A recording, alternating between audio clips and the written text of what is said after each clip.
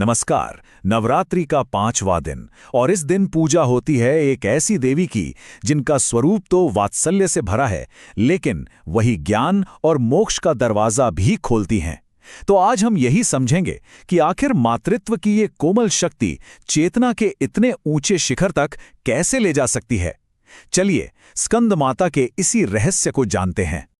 शास्त्रों में लिखी ये एक लाइन, इसमें देवी स्कंद माता की पूरी महिमा छिपी हुई है।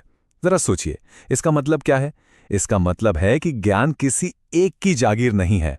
उनकी कृपा हो जाए तो कोई भी, चाहे वो कितना भी साधारण क्यों ना हो, परम ज्ञानी बन सकता है। तो फिर सवाल ये उठता है कि आखिर कौन है स्कंद माता और क्यों उन्हें चेतना को, कॉन्शियसनेस को एक नए लेवल पर ले जाने वाली देवी माना जाता है?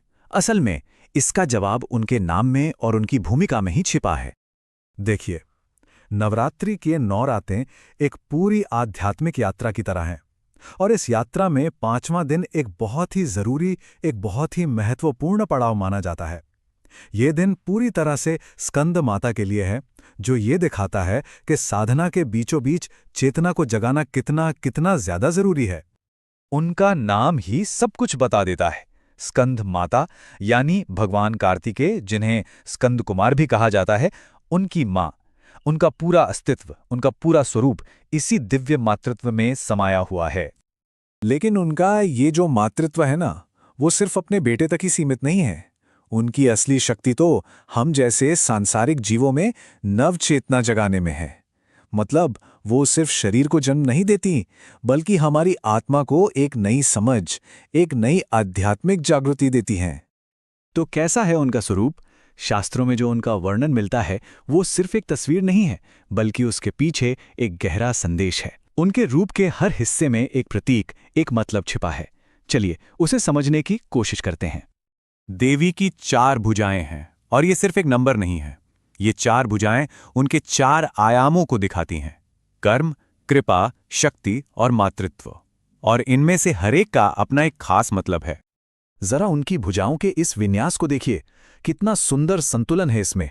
एक हाथ से वो अपने पुत्र को गोद में थामे हुए हैं, जो उनके वात्सल्य को दिखाता है, तो दूसरा हाथ आशीर्वाद देने के लिए उठा है, जो उनकी कृपा का प्रतीक है, और बाकी के दोनों हाथों में कमल का फूल, जो पवित्रता और निर्मलता को दर्शाता है।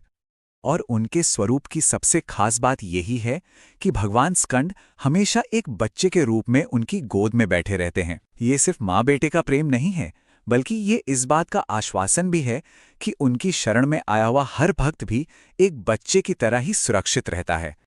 उनका रंग शुभ्र बताया गया है, यानी एकदम सफेद। ये सिर्फ बाहरी सफेदी नहीं, बल्कि उस मानसिक पवित्रता का प्रतीक है जहां कोई मैल, कोई कंफ्यूजन नहीं होता। और ज्ञान पाने के लिए ऐसी ही सात्विक ऊर्जा की जरूरत होती है। अच्छा, हमने उनके स्वरूप को तो समझ लिया, पर उनके साथ जो प्रतीक जुड़े हैं उनका क्या?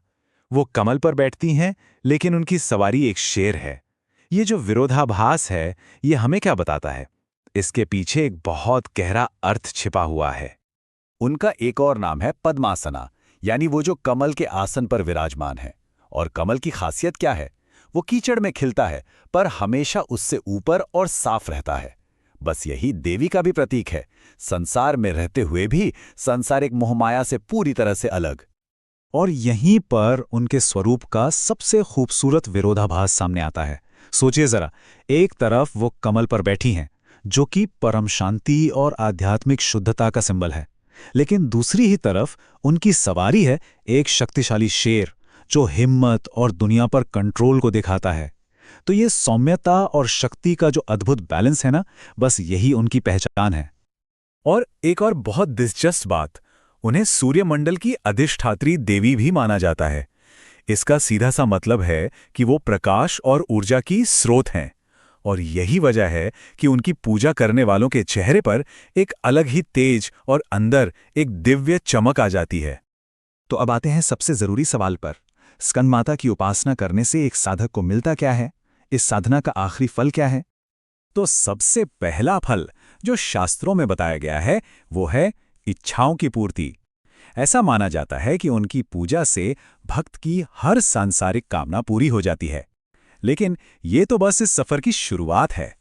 ये सिर्फ कुछ फायदे नहीं है, बल्कि ये मोक्ष तक पहुंचने का एक पूरा रोड मैप है। देखिए, यात्रा शुरू होती है मन को शुद्ध और एकाग्र करने से। जब मन शुद्ध होता है तो सही इच्छाएं पूरी होती हैं। इससे उपासक के अंदर एक दिव्य तेज जागता है और यही तेज अंत में उसे जीवन मरण के इस चक्कर से मुक्ति यानी मोक्ष तक ले जाता है। इस पूरी यात्रा को एक बहुत ही खूबसूरत रूपक से समझा